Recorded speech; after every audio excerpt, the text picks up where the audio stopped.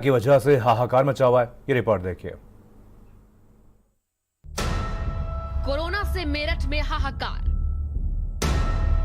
24 घंटे में 35 लोगों की मौत, ऑक्सीजन की कमी से 11 मौतें, सूरजकुंड शमशान में 67 अंतिम संस्कार, सरकारी आंकड़ों में 2 मौतों का जिक्र, सरकारी कार्यशैली से इंसानियत शर्मसार।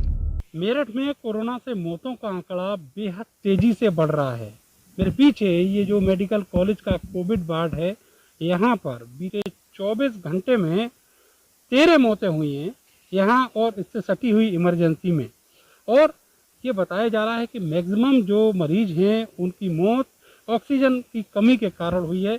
लेकिन सबसे बड़ी बात है कि जो यहाँ का प्रशासन है वो ये कह रहा है कि सब कुछ बढ़िया है। 67 डेड बॉडीज कल पहुँची हैं देर रात तक, जिनमें से 43 डेड बॉडी ऐसी हैं जिनका कोविड प्रोटोकॉल के तहत अंतिम संस्कार किया गया है। इन मौतों में 11 ऐसे लोग हैं जो ऑक्सीजन ना होने की वजह से या फिर ऑक्सीजन की कमी की वजह से मर गए। जो अस्पताल हैं वो अभी भी ये कह रहे हैं कि उनके पास ऑक्सीजन की किल्लत है।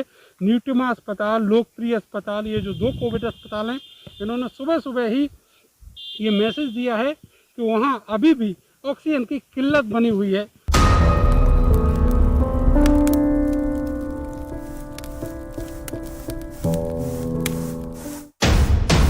मेरठ में कोरोना से हाहाकार मचा हुआ है। मरीजों को इलाज नहीं मिल रहा है, बेड नहीं मिल रहा है, ऑक्सीजन के लिए हाहाकार है।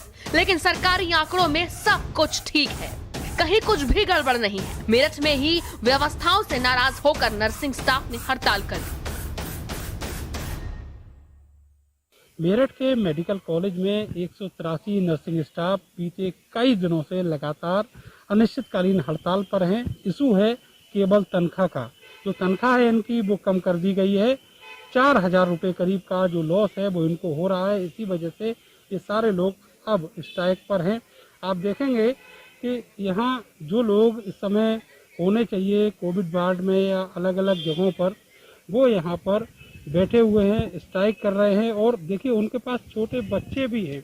क्या आपकी बात हुई प्रिंसिपल से? क्या कहा? से हमारी कोई बात नहीं हुई है। हमें केवल जो है व्हाट्सएप पर जो है उन्होंने जो एक नोटिस दे दिया है निकालने का, और हमें ये बोला कि जल्द जल्द 48 घंटे के अंदर नौकरी पा जाए, अन्यथा आपकी सेवा समाप्त कर दी जाएगी। इंक्रीमेंट करने की जगह हमारा जो है वेतन और घटा दिया गया है। सबसे बड़ा मुद्दा यही है हमारा, सैलरी को कम करना।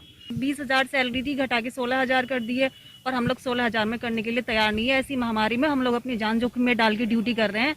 हटाने की धमकी दी है, कहा है कि आप लोगों को हटा दिया जाएगा और आपकी जगह पे नई भर्तियां कर ली जाएंगी।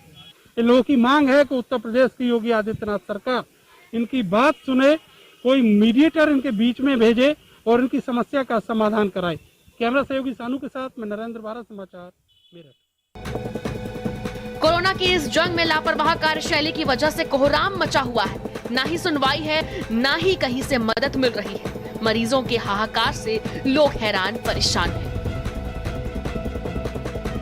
मेरठ से भारत समाचार के लिए नरेंद्र प्रताप की रिपोर्ट। और अब खबर